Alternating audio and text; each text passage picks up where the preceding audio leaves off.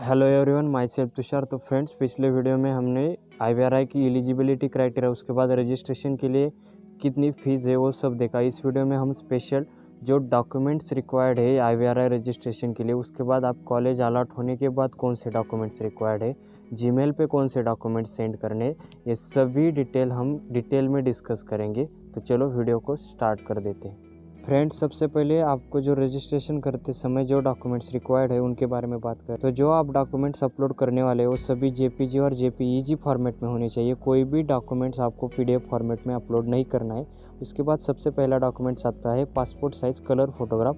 जो आपने नीट का एप्लीकेशन फॉर्म भरते समय अपलोड किया था वही फ़ोटोग्राफ आपको इसी रजिस्ट्रेशन में भी अपलोड करना है। उसके बाद आता है सिग्नेचर ऑफ कैंडिडेट। उसके बाद आता है एडमिट कार्ड, जो आपका नीट यूजी का एडमिट कार्ड है जब आप रजिस्ट्रेशन किए थे, और उसके बाद एग्ज़ाम के पहले जो एडमिट कार्ड आया था वो आपको एडमिट कार्ड यहाँ पे ज़रूरी है। उसके बाद रैंक कार्ड, आधार कार्ड और एनी अदर आइडेंटिटी प्रूफ। उसमें आपको वोटर आईडी कार्ड हो सकता है, राशन कार्ड तो हर घर में होता है। उसके बाद आप ड्राइविंग लाइसेंस भी यूज़ कर सकते हैं। उसके बाद डेट ऑफ बर्थ सर्टिफिकेट। उसके बाद है सेकेंडरी स्कूल हायर एग्जामिनेशन और इक्विवेलेंट सर्टिफिकेट। उसके बाद उसका मार्क लिस्ट।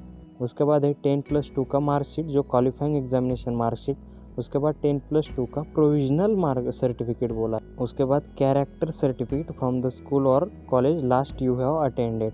तो आपको जो लास्टली आपने 10+2 स्कूल जहाँ से और कॉलेज जहाँ से लीव किया है वहाँ का लिविंग सर्टिफिकेट बोल सकते हो, या कैरेक्टर सर्टिफिकेट या ट्रांसफ़र सर्टिफिकेट भी आप बोल सकते हो। उसके बाद जिन स्टूडेंट को कास्ट से अप्लाई करना है उनके लिए उस जो डॉक्यूमेंट्स है वो यहाँ पे दिए हैं। तो उसमें SC ST के है, OBC है। उसके बाद जो इकोनॉमिकल वीकर सेक्शन है, उसके बाद फिजिकली हैंडीकैप और लोकोमोटरी डिसेबिलिटी, ये सर्टिफिकेट भी आपको रजिस्ट्रेशन करते समय अपलोड करने हैं। मैंने जो अभी सभी सर्टिफिकेट बताए और डॉक्यूमेंट्स बताए ये आपको रजिस्ट्रेशन के टाइम पे ज़रूरी है। तो ये सभी डॉक्यूमेंट्स आपको रजिस्ट्रेशन करते समय अपलोड करने हैं। उसके साथ ही मैंने पिछले वीडियो में जो जीमेल बताया था उसी पे भी आपको ये सभी डॉक्यूमेंट्स अपलोड करने हैं। उसके बाद उन्होंने यहाँ पे प्रोसीजर ऑफ ऑनलाइन काउंसलिंग दी है, ये आपको अच्छे से रीड करनी है और इस तरह उनका ऑनलाइन काउंसलिंग होने वाला है। उसके बाद सबसे इम्पॉर्टेंट पॉइंट आता है कि आपका जब सीट अलॉट होगा उस समय आपको कौन से डॉक्यूमेंट्स रिक्वायर्ड है। तो मैं अभी जो डॉक्यूमेंट्स बताने वाला हूँ, जिस समय आपको सीट अलॉट होगा उस दिन आपको ये सभी डॉक्यूमेंट्स उनके जीमेल पर 10 to 4 के बीच में आपको उनके जीमेल पे सेंड करना है। तो सबसे पहला है जो आप रजिस्ट्रेशन करने वाले हो उसका प्रिंट निकालने का है, तो वो रजिस्ट्रेशन का प्रिंट भी आपको उस समय अपलोड करना है। उसके बाद माइग्रेशन और ट्रांसफ़र सर्टिफिकेट और जहाँ का लिविंग सर्टिफिकेट भी आप बोल सकते हो वो वहाँ पे अपलोड करना है। उसके बाद गैप एफिडेविट, उसका मैं फॉर्मेट को कैसे निकालते आने वाले वीडियो में बताने वाला हूँ। उसके बाद मेडिकल सर्टिफिकेट जो इन्होंने अनेक्सर में दिया है। उसके बाद affidavit for non participation in ragging parent as well as student, और सबसे ज़्यादा इंपॉर्टेंट जो सर्टिफिकेट है श्योरिटी बॉन्ड सभी स्टूडेंट को देना पड़ता है। उसके बाद फ्रेंड्स उन्होंने एक इम्पॉर्टेंट लाइन दी है, candidate has to complete online admission formalities including fees submission and execution of surety bond agreement करोगे तभी आपका आईवीआरआई कॉलेज में एडमिशन कंफर्म होगा। अगर एग्रीमेंट करके भी आपको कैंसिल करना है एडमिशन तो कैसे करते हैं हम आने वाले वीडियो में देखेंगे।